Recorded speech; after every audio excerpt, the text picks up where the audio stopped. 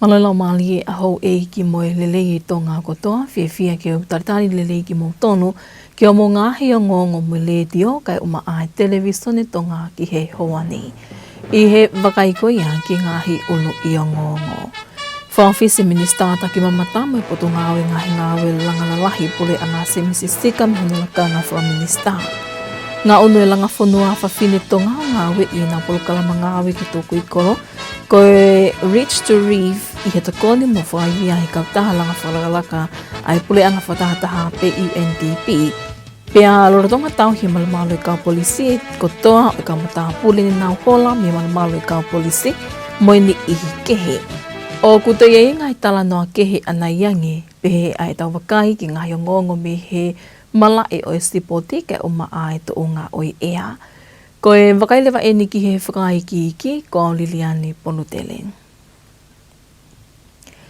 Kua whahawate tohi whawhisi ai Minister o he poto ngāwe tak mamatak, pehe ke poto ngāwe ngahi ngāwe langalalahi pule a ngā sembisi sika, me hono lakanga wha Minister ko hono whaha eni e sika, hiliangia ene whakahuatu ene tohi whawhisi, e aho pule lulu ko o si ka au kamata e ahoni, ahono kamata lau ko ia ene aho whaosi, mehe ene o ngō lakanga wha Minister. O ko mahino ko ngō Minister ni e oa kua whakawhisi me he kabineti, hili e ka kato ai ola ai hopotangi ki ngai whakailo whelawe me mau i ai lao whiliwhalea lea, i nowe mā oi ta o ko o si.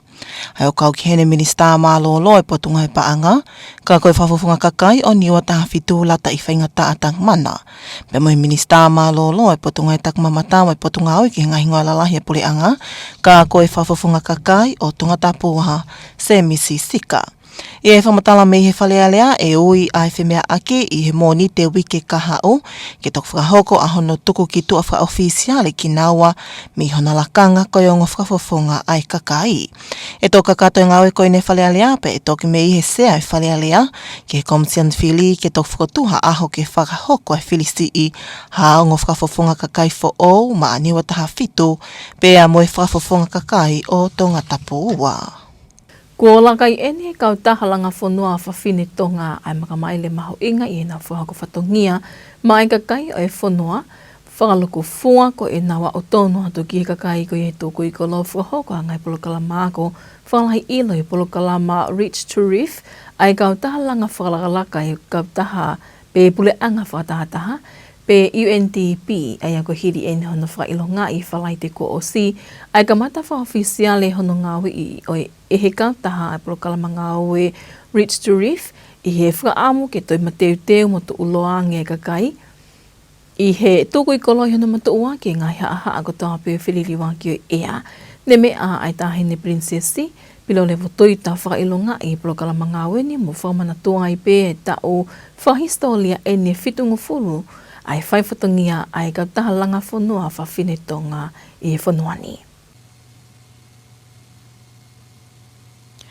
Ko e polokalamani, ko na whailonga i whahistoria ia ai kamata honu ngā wei o polokalama Rich to Reef e he Langafonua. Hili ange ia a hono whailonga i e ki palemia i he konga ki mua o e tauni, ai tokoni ko eni a UNDP ma ai ngai kautaha i kai whakapule anga kehe, o kau kia i e Langafonua. Ai ane whiunga i tokoni whakapaanga whakakatoa o polokalama ngā weni mehi UNDP mo e tola Amerika e 5 kilu fitu mano. O ku mahino pēne tuku pāhen ki mua i Langafonua, te nau ngā we i e polokalama ngā weni i hono whakahoko e ngai polokalama ako ma ai kai whewhine. Pea whingawe aki ai me ngai kautaha society civile kehe o nau kaua tu ki e polokalamani i hono wakai i ofi e polokalama ngā we Rich to Reef koe uhi ke Langahatonga tu uloa ma ai kaha u. Koe uhi koe mahu inga i polokalama ngā weni, ne mea hene a tahine princessi pelo levu tuita, o whakamama wha i mahu inga me ka venga fisfisi mua ai Langafonua ki ono ngā wei ai whakalakalaka o Tonga. Pea kau he ahoni ai uhinga o e tō wholofola kuin sālote, he ko tau mātā tonu, ki he ola ko ia ai polokalama o tau huwhi. He ahoni ai Ridge to Reef, pe ko ek whakapiritania koe polo kalama, me he mo'unga ki he matāwhanga. Moi tau mua ki hono tauhi, o e ātakai, me he mo'unga ki he matāwhanga. Kei toi whakamanatu atu, ai Langafonua a whawhine Tonga, a tau whatongia. Ko tau whatongia pe eni, o tau hingoa aki. Ko e kau Langafonua ki tau tolu. Ko e lava, ai whatongia ko ia, mo e tau moto, ke tau ngāue loto tahape. Ka pau te tau loto kehe, o tau mu aia ke mo vete. Pea tae aonga ia. Ko ngāue loto tahape, o ikai ko hape he ia ke tau pōpula, ke whai ha whakakau ha atoko tahape. Ikai. O ikai ke tapu iai ai whakaha e tau ngai whakakau. I he tau ngai whakataha, hono tuuaki, mohono whakamatala, mohono o mai. Koe ngāue loto taha, koe ngāue whakakaukau kehe, o hange, koe tau ataina, o tau viki ai, ke whai te riha hao ngahi, whakakaukau ke o mai, o whakaha, mo whakamatala, he te pire a Langafonua. Lolo tonga eni, mahino pe o whengawe aki e Langafonua a whawhine Tonga me ngai kautaha society civile kehe i e polokalama ngā weni. Aia ko pao ke whakahua ngā ue o nau whakahoko i he mea ngā ue whaka-interneti, dashboard, i e whakaamke nau whengawe aki whaloko fua, i hono wakai i e whakamumui taha mo whakalakalaka o e nau ngā ue i he aho taki taha. Mo ngai tawha aki o kwhie mao ke whakalelei i lolo tonga hono whakakakato o e polokalama ngā weni. O ku whaka ai i he polokalamani e whingawe aki me ngai hoa ngā ue i e ngahi tūkui kolo me Pasifiki. Ke whakalalahi ai ngai whaingamali e mau e he kakai o e whanua. Ma ai o ngonga le tio me televisione Tonga, ko auri tea tau kapo. Kua kamata ngā onu mo mateu teo e poto ngā statistika ki toi whamaapo opo, mo wakai i ofyangi tu o ngā tupu toko lahi koe a kakai o Tongani. O ka manaki ai ki whakahoko i nowe mai taoni tohi kakai ai whanua. Koe ka vingani na e whakamama whailoro tonga aho no whakailo ngai i e whalaite ko osi ai aho whakamama lahi e tupu toko lahi kakai. Mohono kawe ngā tauhi e loto e tau tupu i e lau mali e kumo oni ki ha tonga tu uloa mo koloa ia. Lolo tonga e polokalamani, nei whakahai mi he polokalama ngā ue ai kautaha i ngahi pureanga whakatahataha pe UNFPA e nau tokoni paanga tola Amerika e nima mano ki e tokoni ki he teu me whakotu ngā ue o ku whai ki e tohi kakai o ku amanaki ke whakahoko. Nei kau ki hene tuku pā me he UNFPA, te nau tokoni i hono o mai ha kau matau ma o lunga, ke tokoni ke put ngā ue mo tonga i hono whakama opo i ngai whakamatala o ku whie mau ke tāna ki. Pea ke nau whiwahe aki i ngahi ola o ku whie mau ki he tohi kakai koini. Ne toi whakahai ai pou i kakato e UNFPA ai pureanga o Tonga, a ke nau tokoni whakateknikale mo nau tokoni whakapaanga ki ono whau ai fuafua tu uni whakawhanua a Tonga. Kua malawa aina tauhi he malumalo e kau polisi ai toko toru ne hola mi ho nau malumalu i aho taha hiva o i mahinani. Whakataha mo i toko toru kehe o kau kei toko taha whakailo ki ne tokoni mo fufu e ni ihi na e hola. Pehegi mata pule mo whewhine ta o whāna e puke, whakataha mo liwa ki whunga leivi i pongi tōnaki. I he whamatala i komanta a pitanga polisi Tongatapu halatoa tā uwha. Nāne pehe ko liwaki whunga leivi nai toki puke whakamuimui me he tokotolu ne hola me he malumalu e kau polisi. Aia ne puke ia me he api no whaanga nofo totongi i hala o vave i he pongpongi toko naki. Whakataha mo mata pule pehe ke whewhine tau ua wha. Koe whewhine mo mata pule tau ua wha koe ni, koe konga Tonga, kai passporti New Zealand. Oku te eki whakapapau I he lolotongani, ha hia ke whakailo a ki e toko wani, ka oku tauhi pe ki nā ua he malumalu e kau polisi, kai hoko atu e whakatotolo ki he kaweingani. Mahino pēna e poke he whalaite kua osi e matapure tau whātaha bi maufanga me iho nau api nof anga pē, o whakailo ki he hia ko e tokoni mo fufu I ni ihi na e hola me he malumalu e kau polisi, ai au kulolotonga tauhi he malumalu e kau polisi. Ko Adam Hussein leva na e puke ia mi he hala liku o whiki makeke I he aho to apule lulu. I he lolotongani, o ku kei whakamā opo-opo I ngahi whakatotolo, whakataha mo ngahi whakamatala, na e tuku atu me he kakai, pia me iai lewa ai hoko atu I ngā ue ki hono wakai I he ngahi hia e tānaki atu pe whakailo aki nau tolu. Pe he ki hono wakai I pe na e tokoni nai e ngahi whakamatala ni tuku atu, koe uhi ko tokoni paanga e ni maafe ne whakaha e komisiona polisi. Ne ongo eni, o toi ngā ue mai poti ngā ue ki ono wakai I mo whakalakalaka e malu ai apitanga polisi Nuku'alofa. I he mahino nai hola pe ai kaumatapureni me he malu o apitanga polisi Nuku'alofa. Ma ai o ngongo aletio me televisione Tonga, ko auri I tea tau kapo. O nia ngongo whalato-whanua ia mo le te o tonga oloa ki mui waka mai televisione Tonga ki Hawani. Koe ngahi o ngongo mi he malae o Sipoti, hoko mai ia o kahili e ni mo popua aho.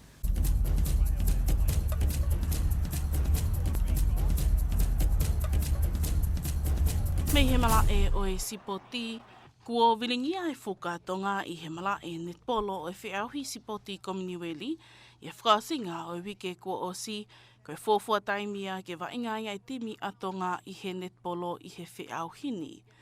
Nei whitaulake e timi ai tala mo I timi tūkimo ai mamani I he netpolo I he lolotongani, ka koe timi ai taiamoni me Australia, pe whakamahino ai e he taiamoni ai nau tūkimo ai I he malae, kāna I kai loto si ai timi tala, o malawa peki nau ki I whawhepaki ki he timi hau koini o whakatu ai poini e tolu wono, pe lava puke pe taiamoni I he poini e hive hiva. I he wainga whikaua e tala, nei whitaulake e tala mo South Africa, o toi ki hiki hakei e whakatu poini e tala ki he whātolu, pia toi whakaivia e nauti wheni o ta ofi pe poini e South Africa I he hiva ono.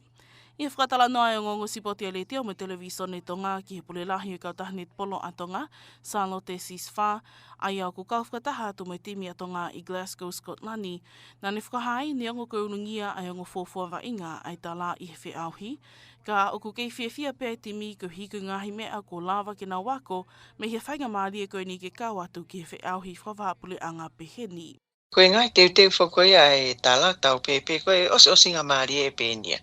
Koe lelei taha pēnia ia ai teu pak maulawa mai, koe tumu eni o e mala e koe ni o e netpolo, ai kau tau kei taha o mamani o nau iai, pea I ene pehe koutu tau to pe ai ngahi ako lalahi me ai, pea tau ilo lewa ai tuunga au tau iai, I he whakamaman lahi, pa tau wako lewa me ai, Ia ta whaaki koe whia mao ki he whakalaka pe te tau wao ki he tuunga o toi lele iange. Ai koe ngai tuunga o ki ai, ka koe ia ta whaaki koe teu koe ke toi tuku haa iwi.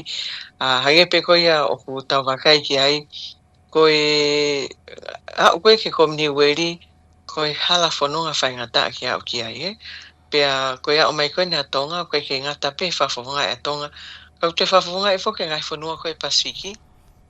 Kau ia ko tau tolu pe tonga o ku qualify pe au mai koe ke whiauhi koe ni, koe ke te hatimi ai e Pasifiki Iene pehe o mahino ai tuunga ma o lunga koe wau ki ai e whiauhi a koe komniweri. Ka I he taim tatau koe ka me ai ke whaiha nofo fie maali ke tau whiauhi pe I ho tau whanki wahenga I ki pe pa tau fie maali pe I he tau wikuna mo tau hau koe I he ngahi le wolo koe ki ha whakalaka ko pau ke tau whenga tau toki tau unua ke moana, pia koe Iku anga penia o e tawhaaki koe tau ke moana, ko pau ke tau whipaki tau tolua pa mai ngahi kalalahi, pia ko hono ta au penia o ona e ngahi palafononga koe ni o whai ai whanonga, whetau laki I malae, kuia e ikuna, kuia e ulungia, kau pia he ako lahi pia mei ai. Mahino pe koe whiauhini I Skotlani o kumama o mitongani, ka koe taha ngahi mea whakawhiawhia ki he timi, koe wakai ki he poupou ko ia kāinga Tonga I Iulope, I he enau lava atu ki Skotlani ke poupou ki he timi tala, kai pehe foki ki he poupou me he toinga o timi a Tonga.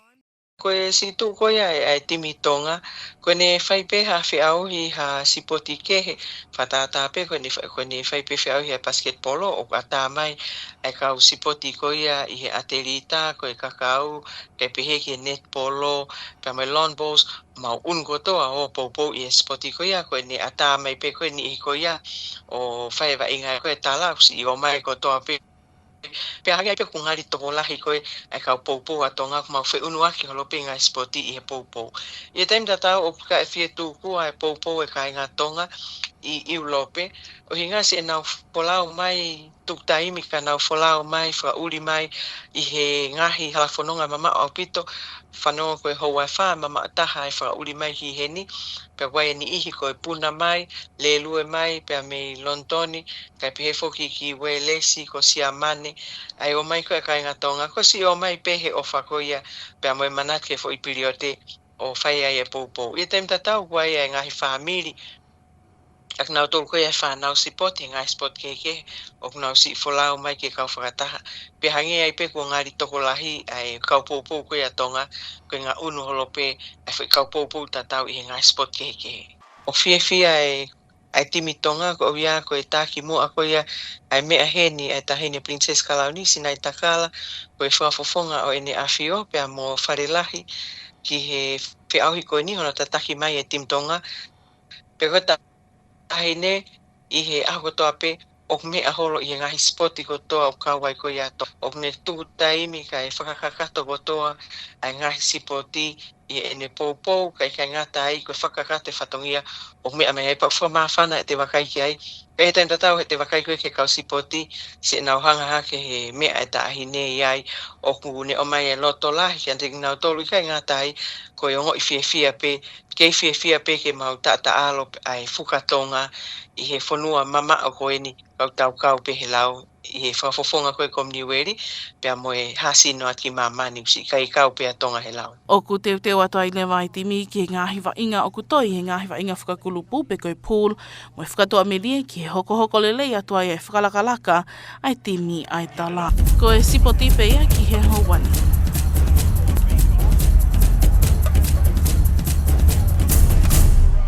Nā ka tau tui wakaingi pe heni ki ngāhi olo I o ngongo. Whaofisi Minister taki mamata me poto ngawe ngawe langalalahi pule a ngā se misistika me honolaka ngā wha Minister. Ngā unu e Langafonua whawhine tonga o ngawe I nā polo kalama ngawe ki tōku I koro. Koe Reach to Reef I he takoni mo whaivia he kautaha Langawhalaka ai pule a ngā whatahataha pe UNDP. Pea rorotonga tau hi malamalo I kau polisi ko toa I kau mataha pule ni nau hola me malamalo I kau polisi mo ni ihi kehe. Mo e kakata I pia ngahi o ngongo mo ledio kai o maa televisione tonga ki hoani mo wha amo me au taki ko toa atu pia ki no to whale ko toa. Kai malo e tau kei whi au mai ka mo mea.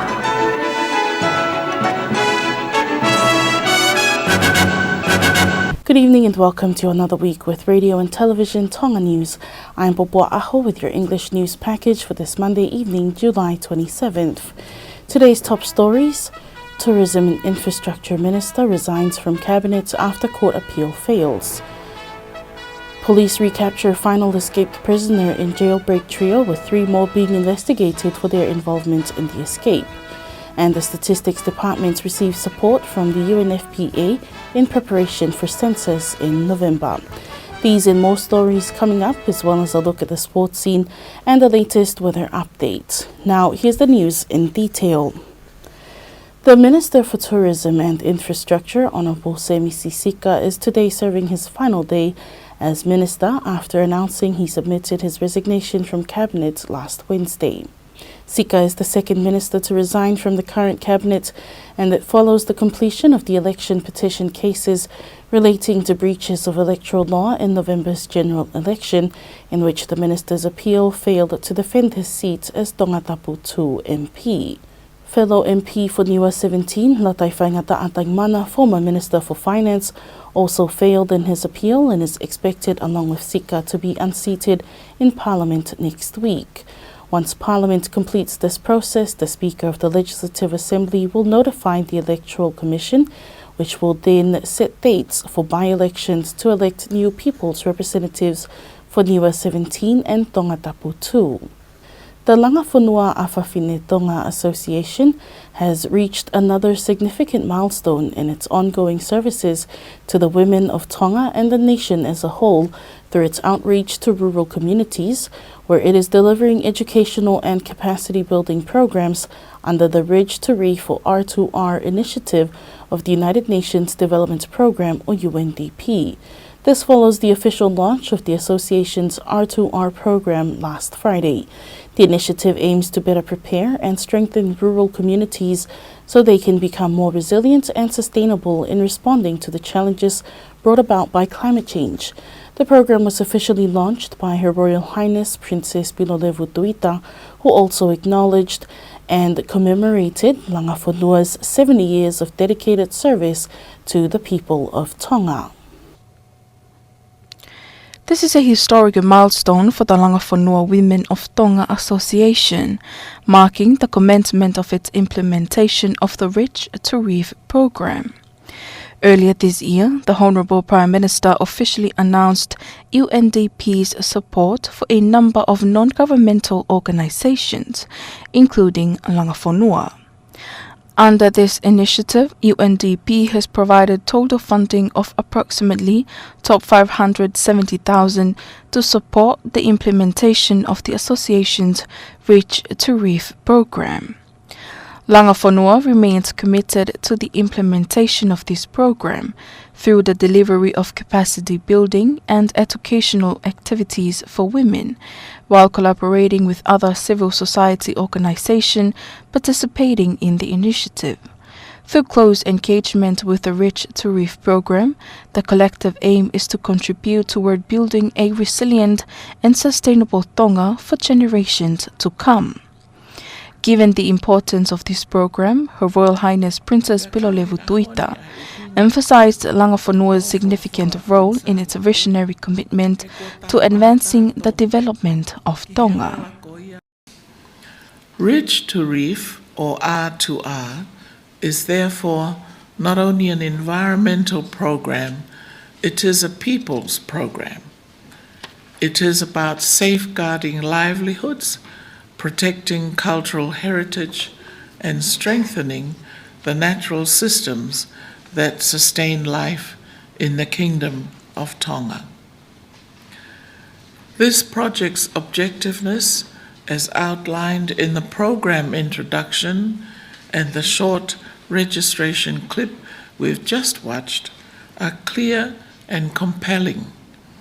They seek to build climate resilience, restore ecosystems, improve water security, and support sustainable livelihoods for women, families, and communities across the watershed to seascape continuum. Currently, Langafonua Awhawhine Tonga is collaborating with other civil society organizations participating in this program. All implemented activities are required to be entered into the online dashboard system, which is intended to support collective monitoring, track ongoing progress and achievements on a daily basis, and identify areas for improvement during the delivery of the program. This program promotes partnerships and collaboration across communities and the Pacific, creating greater opportunities and benefits for the people of Tonga. Reporting for Radio and Television Tongan News, I'm Litea Taukapo. Preparations are now underway at the Statistics Department for the country's upcoming census, which is expected to be carried out in November this year. The Statistics Department will benefit from assistance provided by the United Nations Population Fund, UNFPA, which was announced at the commemoration of World Population Day last Friday, held under the theme Realizing the Hopes and Aspirations of Young People Today and for the Future. During the program, the United Nations Population Fund (UNFPA) announced a grant of $50,000 to support preparations and planning for the upcoming population census. The UNFPA also committed to providing technical experts to assist the Statistic Department and the Government of Tonga with the collection, analysis and processing of census data, as well as the dissemination of the census results. The organization further reaffirmed its full support for the Government of Tonga through both technical and financial assistance, including support for the development of Tonga's first national population policy. Reporting for Radio and Television Tongan News, I'm Litea Tongatapu. And police have captured the final escaped prisoner they were searching for last week, with police having apprehended New Zealand national Langafonua at a residence in Langafonua on Saturday. Police also are investigating the involvement of 3 others in this prisoner escape, which saw 34-year-old V along with 2 others, 15-year-old Angelico Paula and 34-year-old Fijian national Adam Hussein, escape police custody last week, with police earlier recapturing Paula and Hussein. Police have recaptured all 3 men who escaped from custody, with 3 more people now under investigation over their alleged involvement in the escape. 1 man has been charged with assisting and harboring the escapees, while a 24-year-old man and female remain in police custody after they were arrested with the final escapees Langafonua on Saturday morning.